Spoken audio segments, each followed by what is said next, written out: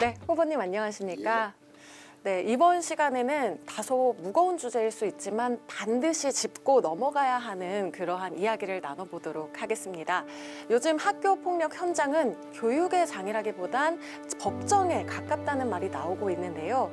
징계가 내려져도 피해 학생은 고통이 계속되고 있고 가해 학생 부모님은 또 행정 소송으로 맞서고 있는데요. 이 과정에서 아이들은 더 큰 상처를 입고 있습니다. 이 악순환을 어떻게 끊어내면 좋을까요?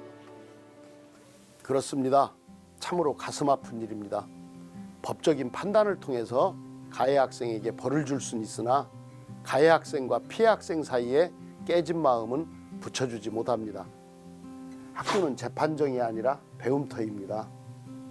잘못에 대한 책임은 엄중히 묻더라도 상처받은 피해 학생의 심리적 회복과 가해 피해 학생의 관계 복원이 반드시 함께 이루어져야 합니다. 제가 제 책 교육의 도에서 강조했듯이 교육은 사람을 다시 세우는 과정입니다.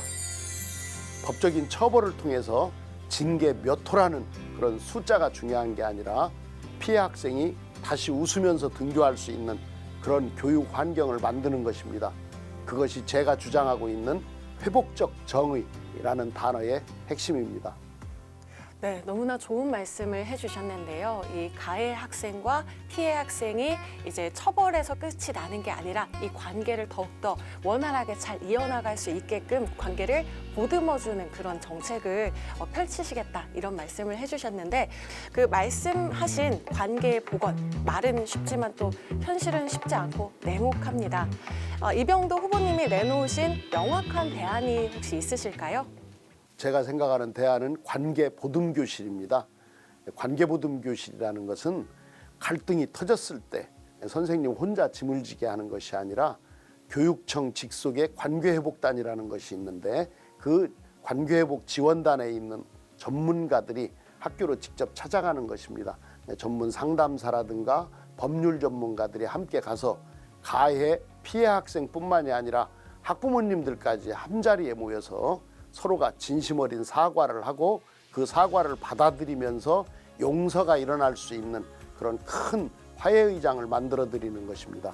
억지로 결론에 의한 어떤 화해를 시키는 것이 아니라 전문가가 중재해서 서로 간의 아픔을 직면하고 그 아픔을 치유하는 그런 과정을 말하는 것입니다. 네, 작년에 이 관계보듬교실 이 시스템을 통해서 소송 대신에 화해를 선택한 사례가 아주 많다고 들었는데요. 그렇습니다. 법적 다툼으로 번지기 전에 먼저 교육적으로 해결하는 것입니다. 이것이 아이들이 미래를 지키고 선생님들의 행정 업무를 획기적으로 줄여주는 그런 명확하고 확실한 해법입니다.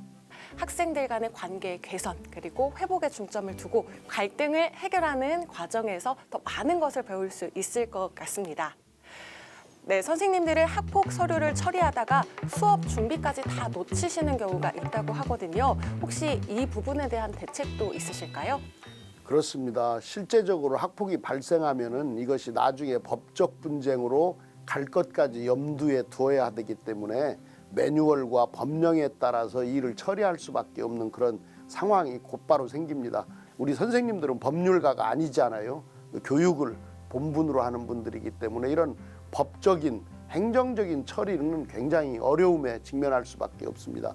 그렇기 때문에 그런 법적인 행정 처리에 관한 부분을 교육청에 전담하시는 전문가들이 맡고 선생님들은 그런 업무를 맡지 않고 오직 본인들의 본연의 업무인 수업과 생활지도에 전념하실 수 있도록 집중하실 수 있도록 그분들의 그런 행정 업무를 덜어드리는 것이 꼭 필요합니다.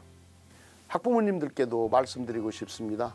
내 아이가 가해 학생이 되었다든가 또는 피해 학생이 되었을 때 먼저 당황을 하지 않아야 됩니다. 이병도가 만들어가는 또는 이병도가 꿈꾸는 교육청은 그런 상황이 생겼을 때 네가 잘못했느니 내가 잘못했느니를 따져서 비난하는 곳이 아니라 이미 생겨버린 그런 갈등을 해결하고 그 갈등이 오히려 아이들의 성장을 돕는 그런 기폭제가 될 수 있도록 전환하는 그런 파트너가 될 것입니다. 갈등을 지우고 마음을 보듬는 곳, 그것이 충남의 학교가 될 것입니다. 네, 사람이 살아가는 이런 생활 공동체 안에서는 아무래도 갈등이 발생을 할 수밖에 없을 텐데요. 이 갈등을 통해서 오히려 아이들이 이 해결하는 과정 속에서 성숙해질 수 있고 상처를 치유하는 과정 또한 배움이다, 이런 말씀이시죠? 그렇습니다. 사람이 살아가는 과정 속에서 어느 정도의 갈등은 안 생길 수가 없는 것이지요. 그런 갈등이 생겼더라도 잘못한 사람이 사과하는 법을 배우고 그렇게 해서 사과를 하고 또 잘못을 그걸 받아들이면서 또 용서하는 그런 관계 속에서 우리가 인간으로서의 어떤 도리를 배우는 것입니다. 이렇게 하다 보면은 그 아이들이 갖고 있는 소통하고 공감하고 배려할 수 있는 그런 능력이 함양될 것이라고 생각을 하고, 이것이 이제 우리가 생각하는 인성교육이지요. 저는 충남의 아이들이 대한민국에서 가장 인성이 훌륭하고 그런 아이들이 모여서 사는 우리 충남의 학교가 가장 평화로운 곳으로 만들 자신이 있습니다.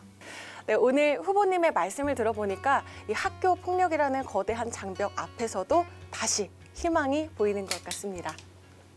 네, 현장에서 아이들을 가르치시는 선생님, 그리고 교직원 여러분, 그리고 우리 아이들을 학교에 보내고 있는 부모님 여러분, 그리고 우리 학생 여러분, 학교 폭력은 처벌로만 해결되지는 않는다고 생각합니다.